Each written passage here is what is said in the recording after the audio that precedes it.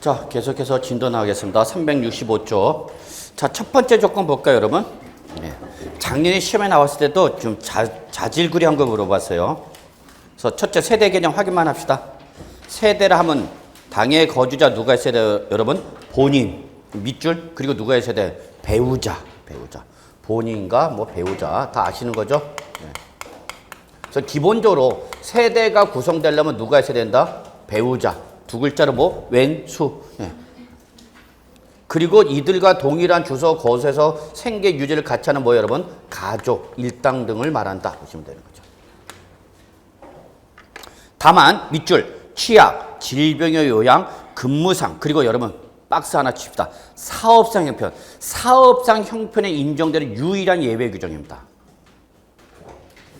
저는 지금 그거 강조하고 싶어서 그런 거예요. 사업상, 그러니까 우리 집 아저씨가 사업상 지방에 내려가서 사업을 하는가? 그러면 지방에 내려가는 아저씨, 우리 집 아저씨, 남의 집 아저씨? 남의 집 아저씨? 이래도 되는 거야? 우리 집 아저씨야? 찾아와야 돼? 네. 참. 자, 그래서 여러분, 취약, 질병 요양, 근무상 또는 사업상 형편으로 일시 퇴거 환자도 우리 집 식구다. 2번, 그냥 확인만 합시다. 배우자가 없어도 1세를 보는 경우. 별표 하나. 가끔가다 시험에 나오는데 답으로 물어보진 않아. 첫째, 거주대 연령이 몇 살 이상 여러분? 30세 이상. 그러니까 30살이 넘으면 뭐가 가능하다 여러분? 거기 여러분 2번은 결론은 뭐야 여러분? 적어놓으세요. 1세대, 배우자가 없어도 1세대를 보는 경우 있죠? 결론은 이건 뭐로 말하는 거죠? 단독세대 구성이 가능한 거죠. 단독세대 구성해야 되는 겁니다. 잘 이용할 필요가 있어요. 특히 해당 거주자 연령이 몇 살 이상이다 여러분? 30세 이상이다. 그러면 소득의 유무를 묻지 않고 단독세대 구성 가능하다는 얘기죠. 그러니까 내가 주택을 갖고 있는 상태에서 주택을 하나 더 사야 되겠다. 그러면 자식의 명의로, 그래서 직장 등을 다니고 있다. 그러면 자식의 명의로 사는 것도 괜찮다는 얘기죠. 그래 놓고 걔를 어떻게 하는가? 양도하기 전에 분가시켜버리는 거죠. 그럼 각각 1세대 1주택이라는 얘기죠. 이혼, 배우자가 뭐 했다? 사망하거나 이혼한 경우. 적으세요. 프리한 상태. 제2의 인생기.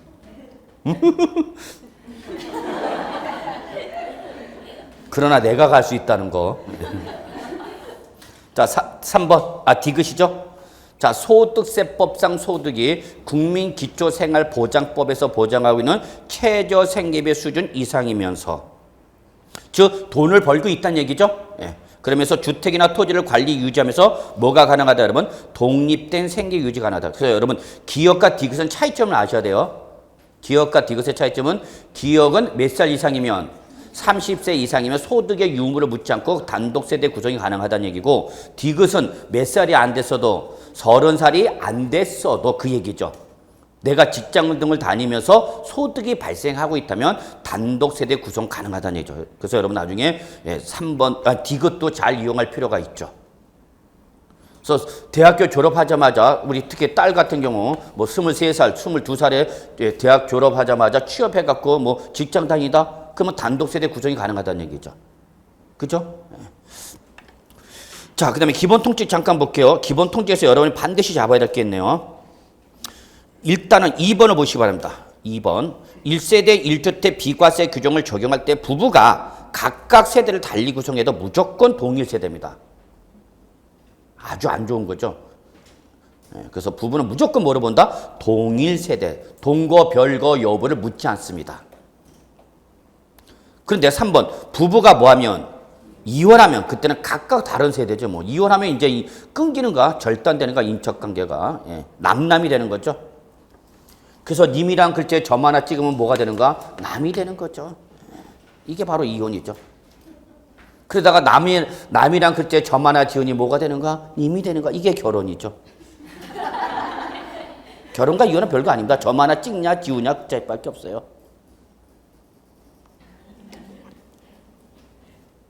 그 다음에 1번. 동일한 장소에서 생계를 같이 하는 가족의 주민등록상의 현황과 사실상의 현황이 다르면 이때는 어떻게 한다? 당연히 실질과세원칙에 따라서 사실상 현황이죠. 외울 필요 없죠. 자, 주택의 개념. 여기서 별표 2개. 여기서 이제 가끔가다 시험에 나오는 거죠. 이 부분이. 자, 주택이라면 상시 주거인으로 사용하는 건물과 부수 토지를 말하는 거죠. 이때 주거용이냐 아니냐는 것은 뭐야? 밑줄 사실상 용도죠. 이것 때문에 우리가 오피스텔을 주의해야 된다는 거죠. 저는 항상 이거 엄청 강조하는 사람인데 오피스텔은 건축법상 뭐로 보지만 업무시설을 보지만 건축법상은 업무시설을 본다는 얘기죠. 그러면 건축법에서 업무시설을 본다는 것은 뭐로 안 본다는 얘기 여러분? 주택으로 안 본다는 얘기죠. 그러나 이건 어디까지나 누구 얘기고 공법 시간의 얘기라는 얘기야. 그러나 우리 세법으로 오면은 무슨 과세 원칙에 따라서 실질 과세 원칙이죠. 그래서 얘를 실질 과세 원칙에 따라서 오피스텔을 뭘로 사용하면 주거용으로 사용하면 우리 뭐로 본다는 얘기 여러분? 주택으로 본다는 얘기죠. 예, 이거 주의해야 됩니다, 여러분. 그럼 가끔가다 저한테 이런 분이 있어요. 아니 건축법에서 주택을 안 본다 왜 세법에서 주택을 보냐고. 그럼 어쩌라고 나보고. 세법 볼 때는 세법을 따로 건축법 갈 때는 건축법 따로 씌워야죠. 그래서 주의하시기 바랍니다. 근데 사실 요즘 오피스텔 주거용 기능이 강화된 오피스텔 많이 나오고 있죠. 다만 이걸 과세관청이 어떻게 파악할 거냐. 그건 여러분 걱정하지 마세요. 걔들 다 알아서 파악합니다. 그런 걱정까지 하시는 분이 계세요. 그래서 예를 들어서 이렇게 볼 수 있죠. 온 가족이 여기 다 전입 들어와 있죠. 그렇죠? 온 가족이 예를 들어 오피스텔 주소지로 전입 들어와 있다고. 그리고 얘가 이 주소지를 근거로 해서 학교에 뭐 하고 있어? 취약하고 있다. 그럼 우리 과세관청은 이거 뭘로 보는가? 주택을 보죠, 주택. 그러니까 주의하시기 바랍니다. 오피스텔은 실무에서도 중요하고요. 자, 그 다음에 기업, 공동소유주택. 그때는 밑줄, 공동소유자 각자 1주택을 보는 거죠. 자, 그럼 보세요. 이게 어떤 의미를 갖고 있는지 봅시다. A주택 하나가 있는데요. A주택을 갑과 을이 뭐하고 있는 거예요, 여러분? 공동소유하고 있죠.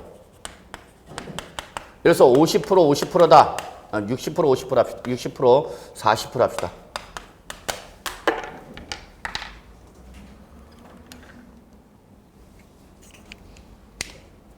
그러면 거기 뭐라고 했어요, 여러분? 공동소유자 각자 1주택을 본다 했죠? 그러면 갑도 몇 주택을 본다는 얘기고 1주택을 본다는 얘기고 을도 몇 주택을 본다는 얘기예요, 여러분? 1주택을 본다는 얘기죠. 그러면 을이 요거 말고 을의 단독명의 주택이 하나 더 있네요, 여러분. 어떤 상황인지 이해하시는 거죠? 요거 말고 또 하나의 을이 하나 더 있다는 얘기야. 그러면 이걸 을이 뭐 하면? 양도하면 세법 몇 주택제로 본다는 얘기야? 2주택제로 본다는 얘기야. 요거 외에도 얘를 을의 주택으로 보니까 1주택. 근데 이걸 양도하면 갑은 몇 주택? 1주택. 을은 2주택이 되는 거죠. 이해하시죠? 그러면 양도 차익이 나면 양도 차익을 이거를 어떻게 해줘야 돼요, 여러분? 지분별로 나눠야 되겠죠.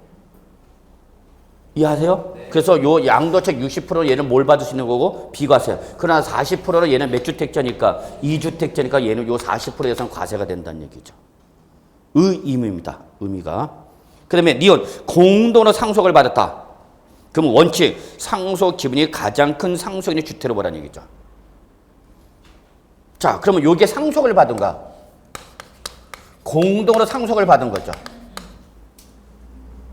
그럼 누구 주택을 보라는 얘기예요, 여러분? 이거는 갑 주택을 보라는 얘기죠. 그러면 을은 이거 말고 또 자기 단독명의 주택 있죠? 그럼 을은 몇 주택자야? 1주택자가 되는 거죠.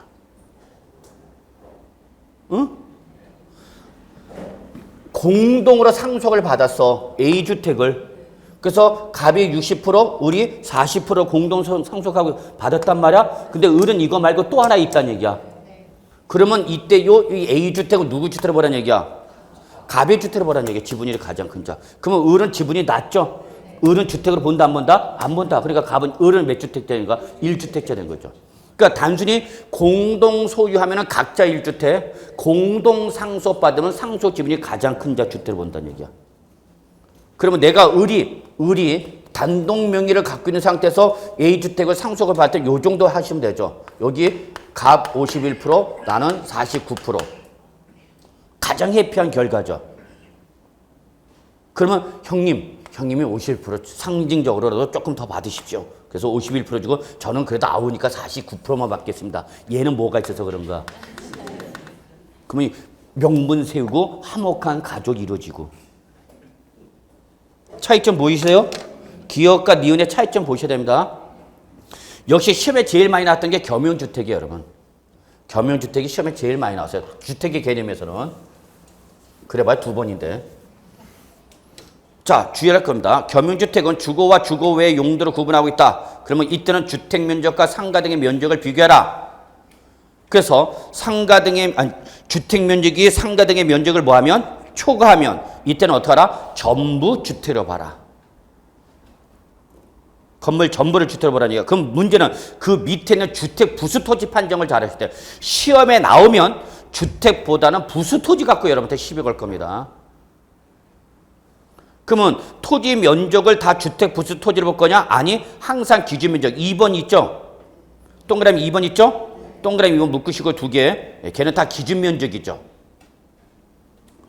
주택 정착 면적의 5배, 10배 있죠? 그건 둘 다 무슨 면적이다고 여러분? 기준 면적이라고요. 기준 면적. 그놈을 초과할 수는 있다, 없다? 없다. 자, 보세요. 여러분 여기 건물이에요. 근데 주거용으로 60, 그 다음에 상가로 40 이렇게 사용하고 있어요. 자, 그리고 토지 면적이 1000제곱미터예요. 800이라 할까? 800. 그리고 얘가 도시지역 안에 있는 거야. 자, 요거를 1세대 1주택으로서 몇 년 보였다 여러분? 2년, 3년 보였다 봅시다. 그냥 2년 하시죠. 그럼 무슨 요건 충족했어요 여러분? 비과세 요건 충족한 거죠? 그래서 뭘 하려고 하는데 비과세라는데 얘가 주거와 주거 외의 용도로 뭐하고 있더라는 얘기야? 겸용하고 있더라 지금 그 얘기죠. 그럼 이때 어디까지를 비과세 줄 거냐 그 얘기야. 문제는 주거만 있는 게 아니라 뭐가 있으니까 상가도 있으니까. 그러면 요 놈도 비과세 해줄 거냐 말 거냐 얘기야. 그러면 어떡하라? 주거 면적과 상가 면적의 크기를 비교하라. 그랬더니 얘가 더 크다면 주거 면적이 크다면은 이때는 어떡하라? 건물 전체를 뭘로 봐라? 비과세로 보라는 얘기죠. 그러면 건물 중에서 비과세 면적은 얼마가 되는 거고 여러분? 여기 60제곱미터, 40제곱미터. 그러면 이때 비과세 면적은 얼마예요? 아니, 비교하라니까. 그래서 주거 면적의 상가 면적을 뭐 하면 초과하면 전부를 뭘로 보라고? 주택. 그러면 전부를 주택으로 보라는 것은 전부를 뭐 해주라는 얘기야? 비과세 해주라는 얘기죠. 그러니까 여기는 과세되는 건물 면적은 있어요, 없어요? 없죠. 이해하세요? 아니, 건물 하나에 주거용으로 얼마 사용하고 60제곱미터, 상가로 얼마? 40. 그럼 얘는 원래 주택이 아니죠? 그 원래 비과세 받는가 못 받는가? 못 받지. 근데 주거 면적이 더 크다면 그냥 얘까지 뭘로 봐주겠다는 얘기야? 주택으로 봐주겠다는 얘기야. 그러면 이때는 건물 전체 얼마를 다 비과세 주라는 얘기야. 여기 되셨어요? 예. 그러면 이제 문제는 그 밑에는 주택 부수 토지죠. 토지. 그러면 토지를 다 비과세 줄 거냐? 그 얘기야, 여러분. 따져라는 얘기야. 뭘 따지라고? 기준 면적을. 그러면 지금 건물이 다 주택으로 판정됐죠? 그럼 그 밑에는 토지도 다 뭐로 보라는 얘기야? 주택 부수 토지로 보라는 얘기죠. 건물 전체를 주택으로 봤으니까 그 밑에는 토지도 다 뭘로 보라는 얘기야? 주택 부수 토지. 그러면 주택 부수 토지 면적은 얼마 지금? 800제곱미터죠. 그럼 얘를 무조건 다 비과세 주냐고? 아니, 따지라고. 주택 정착 면적의 몇 배? 도시지역 아니랬으니까 5배죠. 그러면 이때 뭐의 5배냐는 얘기야? 주택 정착 면적. 그러면 이때 주택 정착 면적을 전체를 뭘로 봤으니까 주택으로 봤으니까 100제곱미터 5배는 얼마까지? 500. 요게 무슨 면적이 되는 거야? 기준 면적이죠. 기준 면적. 근데 얘가 어떻게 하겠어? 초과하고 있죠. 그럼 결국은 둘 중에 어떤 면적? 어떤 면적이? 적은 면적이 뭐가 되는가? 비과세죠. 그래서 결론. 비과세되는 토지 면적은 얼마고? 500. 그 다음에 전체 토지 면적 얼마 중에서 800에서 비과세 면적이 얼마니까 500이니까 과세 면적 얼마라는 얘기 여러분? 300제곱미터다 그 얘기입니다. 어렵나? 밑에 있는 토지는 무조건 비과세 해주는 것은 아니다. 뭘 따져라 항상? 기준 면적을 따져라. 이때 비과세를 받을 수 있는 기준 면적은 도시지역 아니면 몇 배까지? 5배. 도시지역 바뀌면 몇 배? 10배까지다. 근데 지금 제가 뭐라고 쓰니까 도시지역. 여기서 도시지역은 국계법상 도시지역을 말하는 거예요, 여러분. 세법에서 도시지역은 항상 국토의 계획 및 이용에 관한 법률을 말하는 용도지역, 용도지구, 용도구역에서 말하는 그 도시지역을 말하는 겁니다. 도시지역 아니니까 몇 배까지만 해주겠다. 주택정책 면적의 5배. 요건 이해하시겠죠? 그러면 지금 뭐에 5배를 할 거냐는 얘기야. 그러면 이때는 전체를 뭘로 봤으니까 주택. 그래 이때는 100에 5배까지 5배. 근데 얘는 지금 얼마니까 800이니까 기준 면적 얼마까지만 500만 비과세 받을 수 있고 요 부분을 뭐 하는 부분은 초과는 비과세 해준다 안 해준다? 안 해준다 그 얘기 여러분. 그러니까 실무 나가면 주의하라는 얘기죠. 단독주택일 때는 특히 전원주택 등 바닥이 넓은 때는. 자 그러면 조건 바꿀게요. 이번에는 이렇게 합시다. 40대 60으로 합시다. 이번에 얘가 더 큰 거죠. 왜 올라가지 마. 얘가 더 크단 말. 그럼 얘를 다 주택으로 볼 수는 없잖아. 배보다 배꼽이 더 클 수는 없잖아. 그러면 이때는 이제 이게 2번이죠.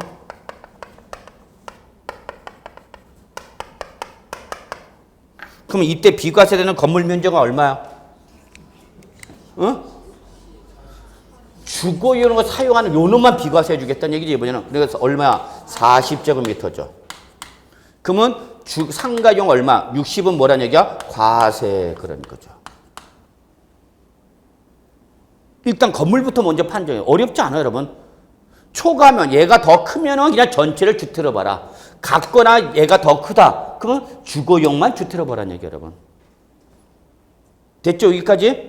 예. 그 이제 보니까 주택은 얼마고? 40이고 상가는 60이잖아. 그럼 여러분 생각해봐. 얘가 더 크잖아. 그럼 전체를 주택으로 볼 수는 없잖아. 그러니까 이때는 뭐만? 40만 주택으로 봐서 요 놈만 뭐 해주는 거고? 비과세. 나머지 요 상가 부분은 뭐라는 얘기야? 과세다 그 얘기야. 됐죠? 여기까지? 그러면 그 밑에는 토지 면적 800을 다 주택 부수 토지로 볼 수 있어 없어? 없죠. 왜? 건물 자체가 나눠졌잖아. 나눠졌잖아. 그럼 그 밑에는 토지도 나눠야 돼 안 나눠야 돼? 나눠야죠. 어떻게 나눌까? 면적 비율로. 그러면 전체 면적 얼마 중에서 건물 면적? 100 중에서 주거용으로 본 게 얼마니까? 40이죠. 그러면 주택 부수 토지는 얼마로 보라는 얘기예요, 여러분? 320제곱미터만 주택 부수 토지로 보라는 얘기죠. 전체 건물 면적 얼마 중에서 100 중에서 주택으로 본 게 얼마니까? 40이니까 그 40만 차지하는 비율만큼만 주택 부수 토지로 보라는 얘기죠. 그러면 전체 토지 면적 얼마 중에서 800 중에서 40%는 얼마? 320제곱미터만 뭐로 본다? 주택 부수 토지로 보겠다는 얘기죠. 됐어요? 그럼 얘는 무조건 다 비과세 해준다고? 아니, 기준 면적을 따지라고. 기준 면적은 전체 토지 면적 얼마 중에서 기준 면적 몇 배? 도시적 아니니까 5배. 그럼 이때 뭐의 5배냐는 얘기죠. 100의 5배냐? 40의 5배냐? 40. 주택을 40으로 봤으니까. 그러면 얼마란 얘기야? 기준 면적은 200이란 얘기죠. 그렇죠? 그럼 기준 면적이 얼마인데? 200인데 주택 부수 토지 얼마 판정됐으니까 320 판정됐죠. 그러면 주택 비과세 받을 수 있는 면적은 얼마? 둘 중에 어떤 거? 적은 거 얼마? 200만 비과세죠. 그러면 과세 면적은 얼마요? 120이죠. 그러면 돼 안 돼? 안 되죠. 토지 얼마 지금? 800이죠. 800에서 기준 비과세 면적이 얼마로 확정됐으니까 200으로 확정됐으니까 나머지 600은 뭐란 얘기야? 과세.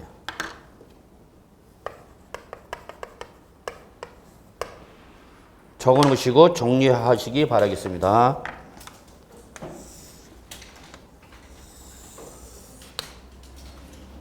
그래서 요게 사례 1, 요게 사례 2.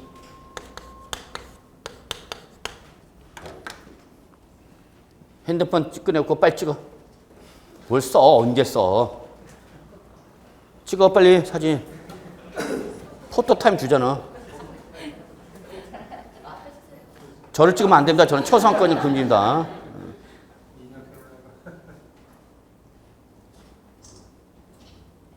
그러니까 요즘 젊은 친구들은 이래요. 잘 안 써요. 공무원 강의, 젊은 애들 금융 강의 가면 젊은 애들이 그냥 가만히 있어요. 가만히 있다가 얼만큼 다 쓴 것 같다. 그럼 그때 한번 딱 찍는 거야. 그러면 그 집에 가면서 보는 거예요. 사진으로. 확대 다 됐잖아. 필기 안 하잖아. 우리는 전문가 그냥 그래 시켜. 빨리 지우지 마라. 지금 안 썼는데 막 이러죠. 완전히. 자, 2번 보겠습니다. 2번. 이런 게 시험에 나오냐고요? 실제 시험에 나왔죠. 계산 문제로. 제가 만약에 이걸 계산 문제 나오면 저는 여지없이 2번 냅니다. 근데 출제는 1번 냅니다. 언제 때? 옛날 얘기죠. 그럼 요즘 수준이면 2번이 나오는 거야. 왜냐면 1번은 간단하거든요. 야, 이게 간단하냐? 간단한 거죠, 얘보다는. 특히 여기서 소가는 뭐가 출제는 반드시 이거 갖고는 별로 시비 안 겁니다. 이건 딱 보면 얘가 정략 그럼 얘만 주택, 얘가 그러면 얘는 주택 안 본다. 그거 끝나는 거죠. 이거 갖고 시비 걸죠. 출제는 반드시 토지 갖고 시비 겁니다. 그리고 보기 좀 그냥 반드시 120 하나 깔아놓죠. 그러면 여기서 320인데 200, 120 아니지. 그 비과세 200 그러면 과세 120 그러면 이제 삽질하는 거죠. 이해하시겠어요? 당연히 문제는 이렇게 구성합니다. 출제는 이렇게 구성해요. 그러니까 출제의 문제 보기 지문이 숫자가 나올 때 여러분 보기 지문에 나온 숫자가 그냥 아무렇게나 나온 게 아닙니다. 요렇게 했을 때 요렇게, 요렇게 했을 때 요렇게 그걸 다 경우수를 따져갖고 문제 만드는 겁니다. 그러니까 다른 문제에 비해서 세법은 상당히 계산 문제 나오면 부담스럽죠. 한번 해보시고요. 그러니까 저는 여러분한테 항상 얘기하고 싶은 게 이거 눈으로 보면 있죠. 1년 내내 눈으로 보면 내 거 아니야. 직접 내가 뭐 해봐야 돼? 계산해봐야 돼. 한번 써가면서 해보면 아무것도 아니고 이걸 계속 눈으로만 이렇게 째려만 봐. 그리고 모르겠슈. 해보셨어요? 아니요. 눈으로만 봤대. 아이 컨택은 소용이 없어요. 자, 갑니다.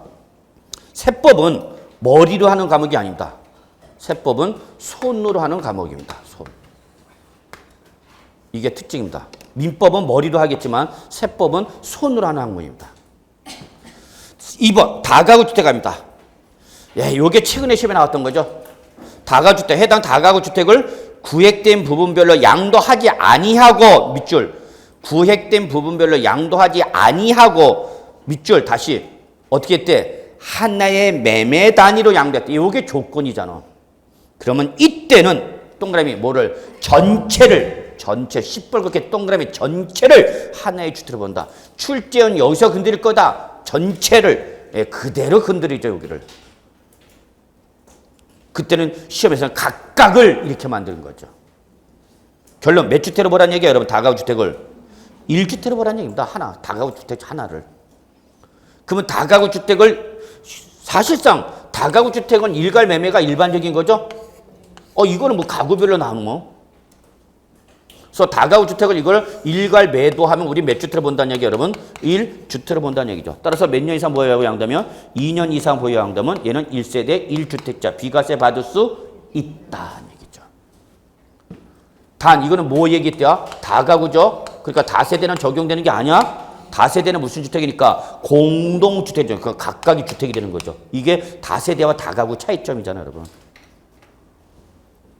자, 고가주택 나왔다. 주택과 부수 토지의 양도, 동그라미, 양도 시점에 실질거래가가 얼마 초과 여러분? 9억 초과죠. 9억 초과. 그러면 우리 고가주택은 두 군데에서 나와요. 국세 쪽에서는. 고가주택은 어디서 나오냐? 1세대 1주택에서 나오고요. 그 다음에 바로 부동산 임대사업에서 나오죠. 부동산 임대사업소도 두 군데에서 나옵니다. 그럴 때 이때 이 고가는 다 9억 초과입니다. 둘 다 9억 초과는 똑같습니다. 그런데 양도소득세는 양도 당시 실질 거래가액을 가지고 따집니다. 그러나 부동산 임대 사업소득에서 말하는 고가주택은 과세기간 종료일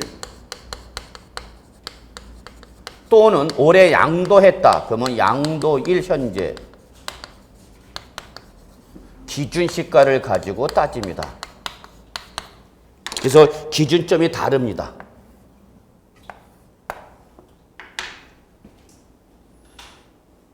그러니까 요거는 개별 주택 가격 또는 공동 주택 가격이죠. 개별 주택 가격, 공시된 가격이 또는 공동 주택 가격으로 공시된 가격이 9억을 초과하면 무슨 주택이라는 얘기 여러분? 고가 주택. 어디에서? 부동산 임대 사업 소득에서. 그러나 양도소득세에서 말하는 고가 주택은 양도 당시 뭐다? 실가다. 다르네요. 둘 다 얼마 초과는 똑같다? 9억 초과는 똑같아요. 그런데 기준 가격이 달라. 얘는 기준 시가, 얘는 실가. 구분되세요? 나중에 부동산 임대사업소 들어갈 때 다시 설명드리기로 하고요. 그래서 고가주택이다. 비과세 해준다, 안 해준다? 안 해준다.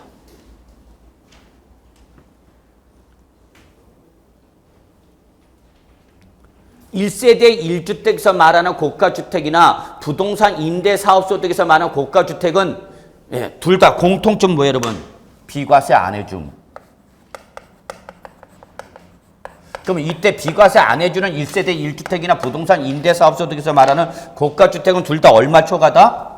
9억 초과다. 다만 이 9억 원이라는 것이 양도소득세는 무슨 가 기준이고 실가 기준이고 부동산 임대사업소득은 과세기간 종료일. 즉 올해 그냥 계속 보유하고 있으면 과세기간 종료일. 올해 뭐하면? 처분하면 이때는 그 처분 당시의 기준시가죠. 근데 이거는 며칠째로 나오니까 개별주택과 공동주택가 며칠째 나온다고 해서 여러분 4월 30일째로 결정 공시된다 그랬죠? 그렇죠? 예.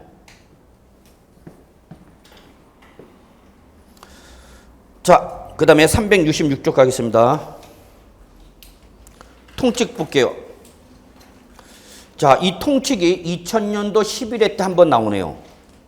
매수자가 뭘 안 함으로써 등기 지연으로 해서 1세대 2주택이 된 경우 비과세 해줄 거냐 말 거냐라는 게 이게 2000년도 11회 때죠. 2000년 11회 때 처음으로 요 문제가 나옵니다. 그래서 1세대 1주택을 양도했으나 동주택을 매수한 자가 소유권 이전 등기를 하지 아니하여 부득이 공부상의 밑줄, 부득이 공부상 1세대 2주택. 누가? 양도자죠.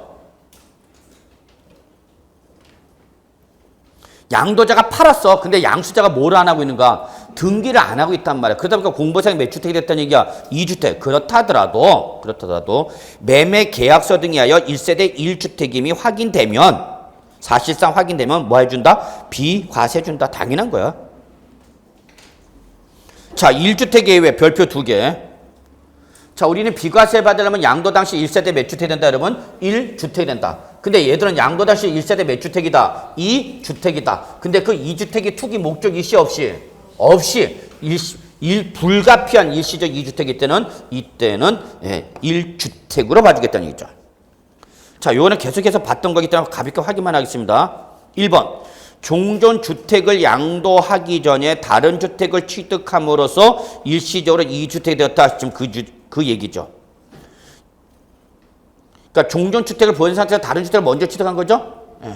이때 다른 주택의 취득에는 자가 건설하여 취득하는 경우를 포함한다. 즉 신축한 경우를 포함한다는 얘기야. 하여튼 몇 주택이 됐다는 얘기 결론. 2주택. 하여튼 이유 불문 그냥 2주택이 됐어. 무조건. 그래 1번은 여러분이 제일 잘 활용해야 되는 거. 하여튼 일시적 2주택이다. 그래 알았어. 그래도 1주택을 보는 경우가 있다 없다. 있다. 그걸 이제 여러분이 판단해 주셔야죠. 그러면 종전 주택을 취득했다.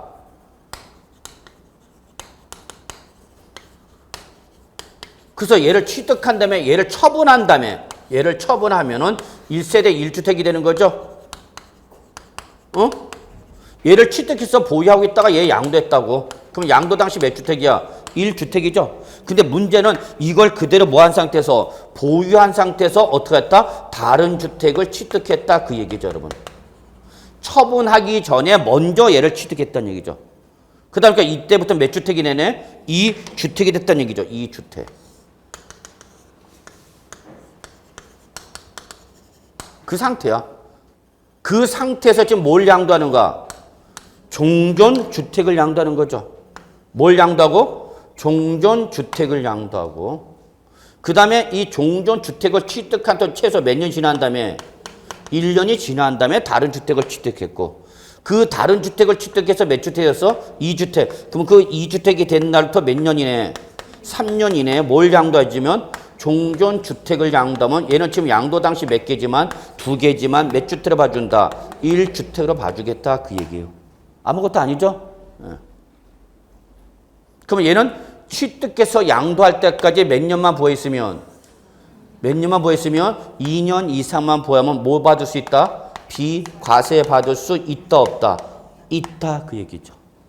몇 주택이지만 2주택이지만. 그래서 조건 무시하죠. 어떤 조건이요? 첫째, 종전주택을 취득한 날부터 몇 년 지난 다음에 1년이 지난 다음에 다른 주택을 취득하라. 그러면 얘를 보유하는 상태에서 다른 주택을 취득했으니까 몇 주택이 되었다? 2주택이 되었다는 얘기죠. 그럼 그 2주택이 되었더라도 그 2주택이라도 몇 년 이내? 3년 이내 어떤 걸 먼저 양도하면? 종전 걸 먼저 양도하면 실은 몇 주택이지만 2주택이지만 너 몇 주택으로 봐주겠다? 1주택으로 봐주겠다. 여기까지죠. 여기까지가 1주택이에요. 왜? 따라서 비과세를 받으려면 얘를 뭐 한 날로부터? 취득한 날부터 언제까지? 양도할 때까지 몇 년 이상 보유했으면? 2년 이상 보유했으면 얘 뭘 받는다? 비과세 받는다 그 얘기죠. 이해되셨어요? 이건 뭐 어려운 거 아니야. 그리고 이거는 여러분이 아주 정확히 알고 계셔야 되는 규정 중에 하나죠. 그래서 양도자가 일시적 2주택자더라도 비과세를 받을 수 있는 경우가 있다 없다? 있다라는 걸 여러분이 인식하고 계시고 이 요건 따져보셔야 되는 거죠. 자, 근데 단서 보세요. 다만 밑줄 수도권에 소재하던, 이게 포인트야. 수도권에 소재하던 법인이나 공공기관의 밑줄 다시 지방으로 이전하는 거죠. 그럼 우리는 세법은 수도권에 있다 지방으로 가면 우대 규제, 우대 가라 지방으로 좀 내려가는 얘기야. 우리나라의 가장 큰 문제는 땅덩이는 더럽게 좁은 나라에 죄다 어디 와 있어? 수도권에 다 몰려 있죠. 그러니까 어떤 지방에는 먹고 살 게 없다는 거야. 그러니까 자꾸 수도권 먹고 살 게 없으니까 지방에. 우리나라는 지금 거시정책 측면에서 지금 큰 문제죠. 그래서 이렇게 수도권에 있다가 올라감에 따라서 지방으로 내려가는 거죠. 그 지방으로 내려간 대표가 바로 뭐예요, 여러분? 세종자치시 아니야. 종합청사가 오직 하면 이제 내가 내려갈게 그런 거야, 지금. 그래서 그 이전지에서 다른 주택을 취득하면서 몇 주택이 되었다? 2주택이다. 내가 과천에다가 집을 사갖고 공무원 됐어. 드디어 그 유명한 공무원 9급 시험에 붙은 거죠. 우리 7급은 바라지도 않아, 이제. 그렇습니다, 요즘. 7급은 거의 뭐 행정고시 수준이에요, 입학하죠. 그러니까 주로 행정고시 떨어진 친구들 7급 봐서 붙습니다. 그리고 7급 공부하다 떨어진 애가 이제 9급으로 내려옵니다. 그러니까 항상 상향 레벨을 합니다.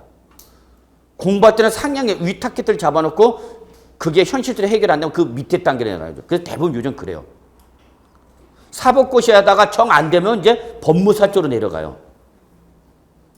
예. 그 다음에 공무원 7급 시험 공부하다가 안 되면은, 아니, 행정고시 공부하다 안 되면 어디로 가요? 7급 내려가요. 7급 공부하다 안 되면 어디로 가요? 9급으로 가요. 9급에도 안 돼요? 그럼 갈 데 없어요. 있긴 있어요, 하나. 별정제 뭐 하는 거 있어요. 그러니까 공부할 때는 높은 레벨에서 공부하다 내려가는 건 쉬워요. 근데 9급 공부하던 친구가 7급으로 가려면 엄청 어려워요. 마치 이거 우리 초등학생이 중학교 공부하는 게 어려운 건데 중학교 올라간 다음에 국민학교 보면 쉽죠? 똑같아요. 그래서 나 드디어 공무원 9급 시험에 붙어서 가천시에서 9급 공무원이면 요즘 뭐 결혼의 듀오 이런 데서 지금 뭐 VIP로 올라가죠. 7급이면 뭐 쌍 VIP고요. 여성분들은 선생 뭐 끝납니다. 은행원 뭐 그러면 아주 최상의 레벨로 올라가는 거야. 그러니까 뭐 제가 볼 땐 젊은 여성들 뭐 백마탄 왕자가 나타날 것 같아? 아이고 백마탄 왕자가 올라면 그분도 백마 타고 있어야 돼. 그래야 같이 타실까요? 그러지. 자기는 저기 하면서 백마탄 왕자가 왜 오냐? 갈 데도 많은데. 죄송합니다.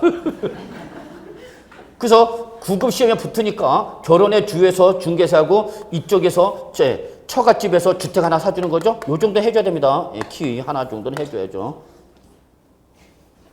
키 하나 해줘야 된다. 9급 공무원 키 하나 해줘야 됩니다. 7급은 2개. 행정고시 3개.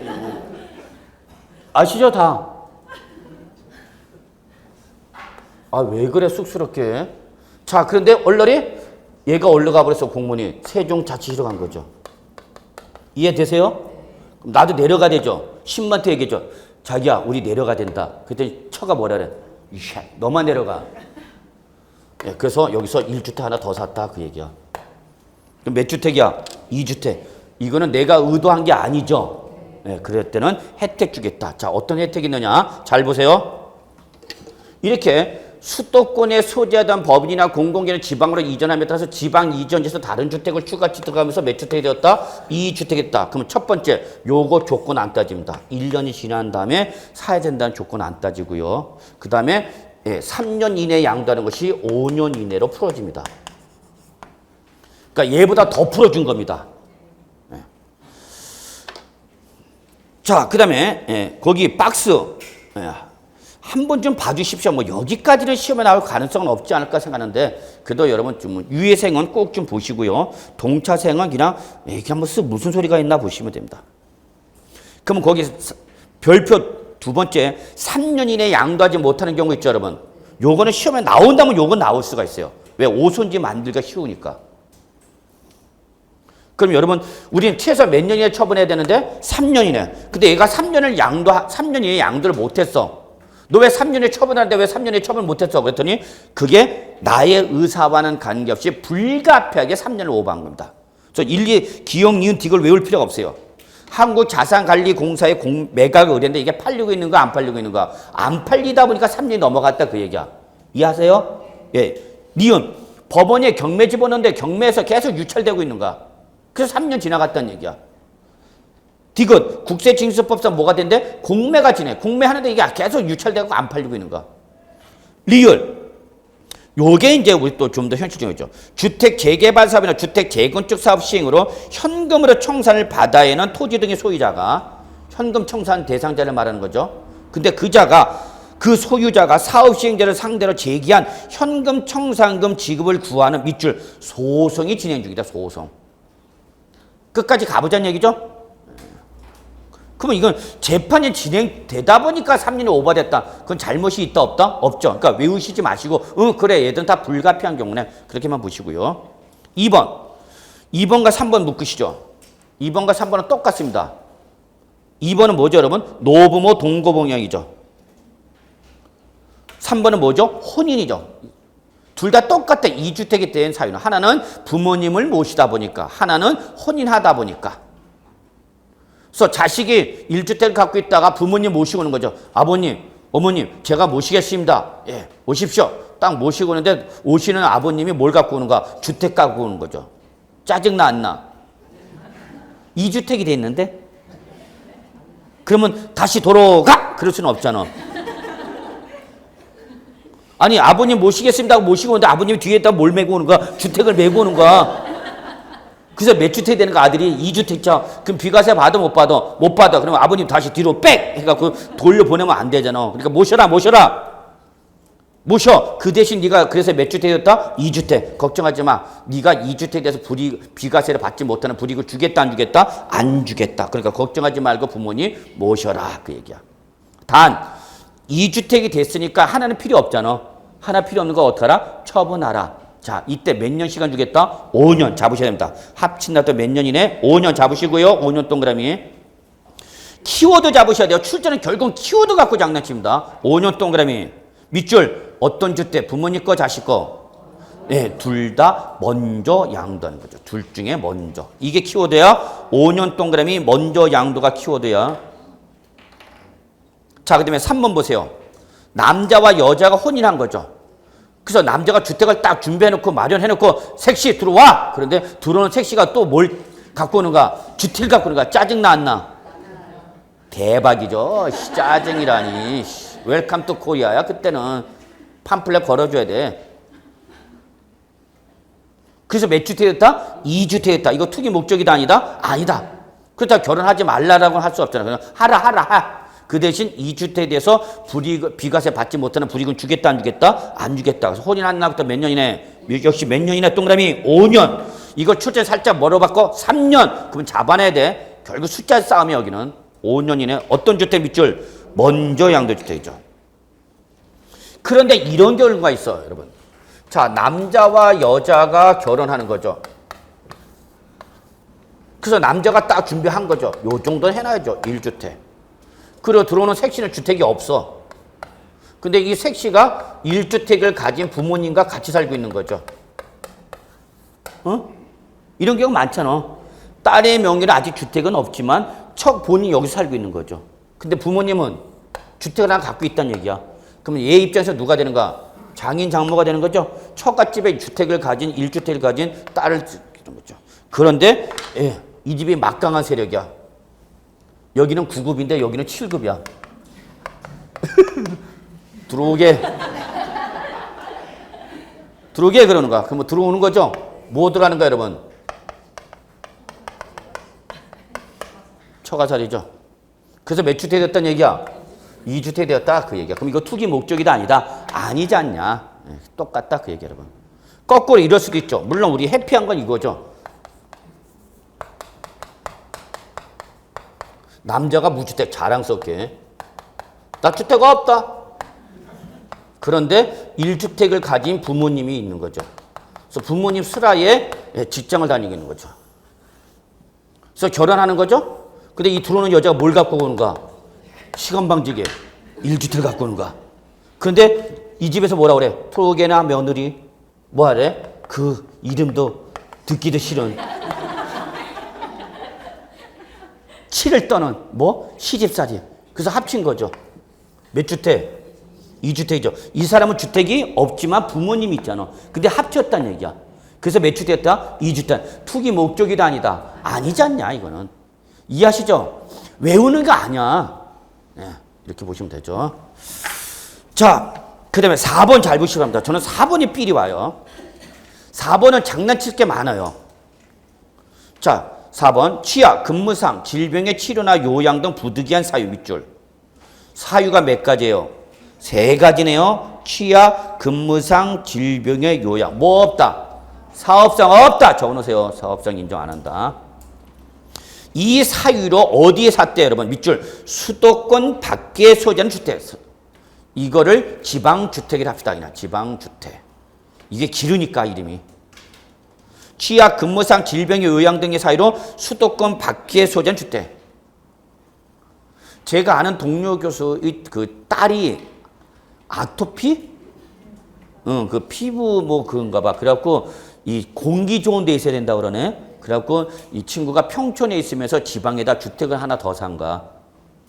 그래서 이렇게 틈틈이 거기 내려가고 한다고. 그래서 이렇게 취약, 근무상, 질병, 요양 3가지 사이로 수도권 밖에 소재 주택과 그 밖에 밑줄 나왔다. 무슨 주택? 일반 주택. 자, 저는 이거 엄청 강조하죠. 어떤 특정 주택과 그 특정 주택에 대응되는 무슨 말이 나오면 일반 주택이 나오면 그래서 하나씩이란 얘기 여러분. 근데 이때 이 특정 주택은 우리 지금 방금 보고 있는 수도권의 소재, 죄송합니다. 지방의 소재는 주택 하나와 취약, 근무상, 질병의 치료 등의 목적으로 지방에 있는 주택인 특정 주택 하나와 도시에 있는 일반 주택 하나. 몇 주택? 2주택. 그 다음에 상속을 받음으로 해서 상속받은 주택 하나와 일반 주택 하나. 문화재 보호법에 따른 지정문화재인 주택이나 등록문화재인 주택 하나와 일반 주택 하나. 그 다음에 농어촌, 수도권 외의 읍 또는 면지역에 소재하는 귀농, 이농 또는 상속을 인한 농어촌 주택 하나와 일반 주택 하나. 그래서 이렇게 어떤 특정 주택과 일반 주택 이 하나씩 몇 주택 상태에서 이 주택 상태에서는 얘는 반드시 사유 해소일로부터 3년 이내 그 대신 얘들은 예, 해소 시기 없이 반드시 어떤 주택을 일반 주택을 먼저 양도해야 돼요. 그러면 몇 주택을 봐준다? 1주택으로 봐주겠다는 얘기예요. 그러니까 어떤 분이 시험 문제 풀기 어렵다. 아니, 쉬워. 특정 주택과 무슨 그럴듯한 사이를 붙인 특정 주택과 상대적인 무슨 주택이 나면 일반, 그럼 무조건 뭐부터 팔아야 된다? 일반 주택을 먼저 양도해야 됩니다. 그러면 몇 주택을 봐준다? 1주택. 근데 만약에 뭘 먼저 양도하면? 특정 주택을 먼저 양도하면, 특정 주택을 먼저 양도하면 이때는 몇 주택이다 여러분? 2주택.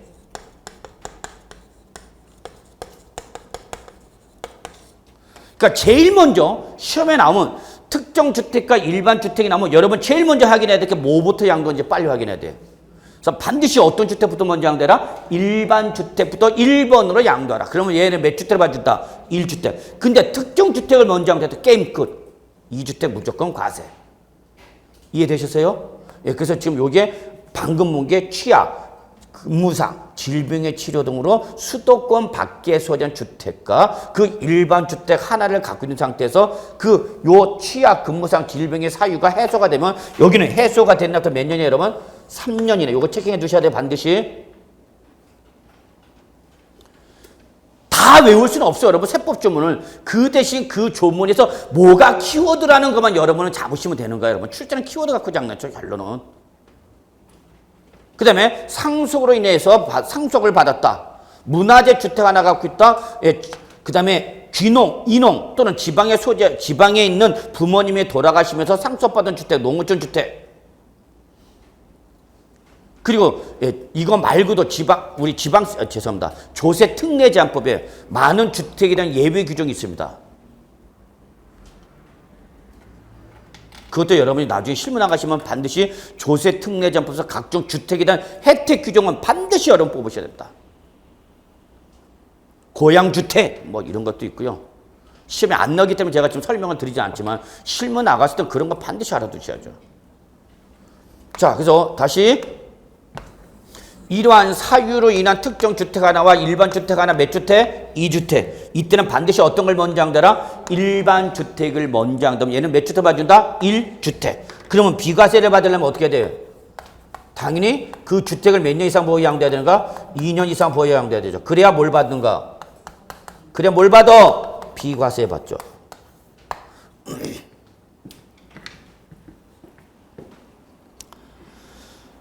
자, 그 다음에 367조 5번 잠깐 볼까요? 이거 중요한, 여기까지 시험에 좀 나오지 않지 않겠느냐 보세요. 상속받은 주택입니다. 그리고 그 밖에 일반 주택이죠. 두 개로 구분하셔야 돼요. 상속받은 주택과 그 밑에 셋째 줄에 그 밖에 뭐 일반 주택. 그때 그 일반 주택 밑줄 들어갑니다. 얘는 상속 개시 당시 보유한 주택이 됩니다. 즉 상속 개시 전부터 상속인이 갖고 있던 주택이 된다는 얘기야. 또는 상속 개시 당시 주택이 아니라 뭘로 받은 거야, 여러분? 입주권을 갖고 있는 상태에서 딱지를 갖고 있어. 어느 날 현재 상속 개시를 현재 입주권을 갖고 있는 상태에서 나중에 신축됐다. 그러면 그것도 인정해 주겠다는 얘기입니다. 그러한 일반 주택 하나와 상속을 받은 거죠. 근데 상속을 받을 때 뭘로 상속을 받았어? 입주권으로 상속을 받았어. 딱지로. 주택으로 넘겨주시죠. 그랬더니 난 갈래 하면서 그냥 입주권을 주고 가셨어. 짜증나 안 나? 안 나죠. 그래도 그 주택을 봐주겠다는 얘기야. 자, 그래서 상속받은 주택과 일반 주택 하나씩 몇 주택? 2주택. 그러니까 이거야 여러분. 아들이 원래 하나를 갖고 있는 거야, 1주택을. 그죠, 여러분? 자식이 1주택 갖고 있는데 부모님이 갖고 있던 1주택을 이 부모님이 뭐 하시면서 돌아가시면서 그 1주택을 가진 자녀가 뭘 받았다는 얘기, 여러분? 상속을 받았다, 그 얘기야. 이해하시죠? 그래서 원래 이 아들은 주택이 있었어, 없었어? 있었어. 근데 부모님이 돌아가시면서 이걸 하나 주고 가셨다는 얘기야. 그래서 얘 몇 주택이 됐다는 얘기야, 지금? 2주택이 됐다는 얘기야. 이때 요거를 뭐라는 거고? 피상속인이 되는 거고, 여기가 뭐가 되는 거고, 여러분? 상속인. 그러면 상속인이 원래부터 상속 개시 전부터 갖고 있던 주택을 뭐라는 거고? 일반 주택. 상속을 받음으로써 자녀가 취득하게 된 걸 뭐라는 거예요, 여러분? 상속받은 주택 그러는 거죠. 그래서 몇 주택이 되었다? 2주택이 되었다. 그럼 이거 투기 목적이냐고. 아니잖아. 이거 투기 아니잖아. 그죠? 그럼 이 상태에서 네가 원래 이걸 뭐 한다면 먼저 양도하면 이놈은 주택으로 보겠다 안 보겠다? 안 보겠다니. 원래 얘는 몇 개 갖고 있었던가? 하나 갖고 있었던 거단 말이야. 근데 상속을 받다 보니까 2주택. 그럼 얘는 투기 목적이니까 아니니까 얘는 몇 주택을 봐준다는 얘기야? 1주택을 봐주겠다 그 얘기야, 여러분. 그럼 얘 몇 년 보여야 한다면? 2년 이상 보여야 한다면 뭘 받을 수 있다는 얘기야? 비과세. 그런데 요 상태에서 얘를 먼저 양도하면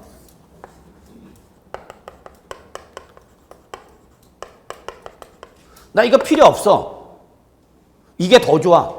그럼 얘를 먼저 한다면 이때 몇 주택이라는 얘기 여러분? 2주택이라는 얘기야. 그러니까 비과세 받아 못 받아? 못 받죠. 그러니까 여기는 뭐가 중요해? 양도 주택의 순서가 중요하죠. 그걸 여러분이 컨트롤 해줘야 되는 거죠.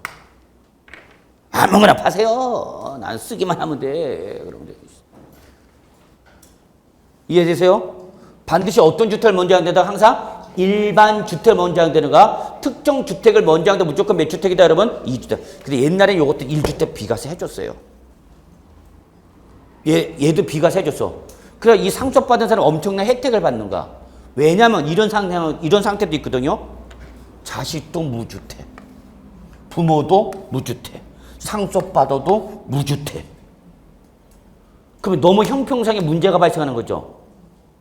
얘는 축복을 너무나 받는 거 아니야. 그래서 그 다음부터 얘는 이제 안 해주기로 한다. 2000년도 중반부터 안 해준다. 그런데 이런 일이 있으면 어떡하냐. 몇 주택을 줘야 되는데 1주택을 주고 있는데 18개 주고 돌아가셨다. 짜증나게. 몇 주택을 주고 돌아가셔서 18주택을. 그래서 몇 주택이 된 거예요, 여러분? 19채가 된 거예요, 여러분. 짜증나, 안 나? 그래서 18주택, 19금주택. 상속 받는다, 안 받는다? 혹시 안 받을 분 있으면 저한테 얘기 좀 해주세요. 혜택 준다, 안 준다? 그래서 지금 몇 주택 됐어요, 이 사람? 몇 채가 됐어요? 19채가 됐다고, 여러분. 그럼 19채 보이는 상태에서 이걸 양도한 비과세 1주택 본다, 안 본다? 어? 본다고. 상속받은 주택은 있는 걸로 보라고, 없는 걸로 보라고? 없는 걸로 보라고. 얘는 상속을 하는 불가피한 취득이죠. 얘는 원래 몇 개 있었어. 하나 갖고 있었잖아. 그러면 너는 1주택을 봐주겠다는 얘기야. 그럼 얘 팔았어. 이제 몇 개 남았어? 18개 남아있는 거죠. 짜증나, 안 나? 아시면 저한테 꼭 좀 얘기 좀 해주세요. 그러면 이 18개 남아있는 거에서 먼저 양도하는 몇 주택은 17채는 과세죠, 무조건. 그죠? 그리고 마지막에 양도하는 마지막 1주택. 얘는 1주택으로 본다, 안 본다? 보는 거죠. 양도 시점 몇 개니까? 하나니까. 그러니까 오늘 집에 가서 부모님한테 걱정하지 말고 18개도 좋다, 상속해다오. 그렇게 하는 거야. 이해되셨어요? 되셨죠? 예. 자, 그 다음에 6번, 7번, 8번 다 똑같은, 6번, 7번 똑같은 거고요, 여러분. 8번 보세요. 8번. 임대사업자죠. 임대사업자가 임대주택, 여기 이번에 개정됐죠. 예, 그래서 임대주택법에 따라서 등록하고 있어야 될 뿐만 아니라 소득세법상으로도 등록해야 되는 거죠. 그래서 임대주택법에 따라 등록하여 임대하고 있는 밑줄, 무슨 주택가? 장기임대주택가. 그 밖에 일반주택 밑줄. 그럼 내가 임대주택 5채 있어. 나는 임대사업자야. 그러니까 여러분 임대사업자는 각종 세법상 우대 규제. 우대야. 그러니까 여러분 나중에 실무 나가시면은 임대사업에 대한 세법상 혜택 규정을 꼭 뽑으셔야 되죠. 자, 그래서 내가 몇 채를 5채 임대 준 거죠. 그리고 이것이 임대주택법상 임대주택으로 등록되어 있고, 임대주택으로 등록되어 있고, 사업자 등록되어 있어야 되고, 그 다음에 내가 지금 뭐 하고 있는 주택? 거주하고 있는 주택 하나 있죠. 그래서 나는 지금 몇 채를 갖고 있는 거예요, 여러분? 6채 갖고 있는 거죠? 그럼 이때 임대주택 종부세 과세한다, 안 한다? 종부세 과세해요, 안 해요? 안 한다 그랬죠? 임대사업자, 임대주택은 종합부동산세 과세대상 주택에서 제외한다 그랬잖아. 그럼 요것만 과세하는 거죠, 종부세? 그다 얘를 지금 뭐 하는가? 양도하는 거죠. 양도하는 거죠. 그러면 요 양도 당시 이 거주주택에서 몇 년 이상 거주했으면 2년 이상을 거주하고 양도하면 얘는 지금 전체는 몇 주택이지만 6채지만 몇 채로 봐준다? 1주택으로 봐주겠다는 얘기입니다. 1주택. 이해되시죠? 무슨 소리인지. 그래서 반드시 무슨 주택을 양도해야 돼? 임대사업자가 거주했던 주택을 양도하는 거야. 그게 바로 여러분 368조 박스로 비교 정리해드렸죠. 그래서 일단 나 몰라 심란해. 그러면 이 박스만 보세요. 일단 박스가 가장 중요한 키워드만 잡은 거거든요. 정말 제가 이거 만들어놓고 3시간 반을 울었어요. 이렇게 방대한 내용을 가장 시험에 나올 만한 압축 요약 정리한 거. 자, 그 다음에 4번 2년 이상 보유 봅시다. 몇 년 보여야 된다고요? 2년. 여기까지만 하고 좀 쉴게요. 예. 해당 주택에 취득하려면부터 양도일까지죠. 단 1, 2, 3일 때는 통산하라, 합산하라는 얘기죠. 1, 2, 3은 무슨 규정이야? 통산 규정, 합산하라는 얘기야. 자, 멸실돼서 재건축했다.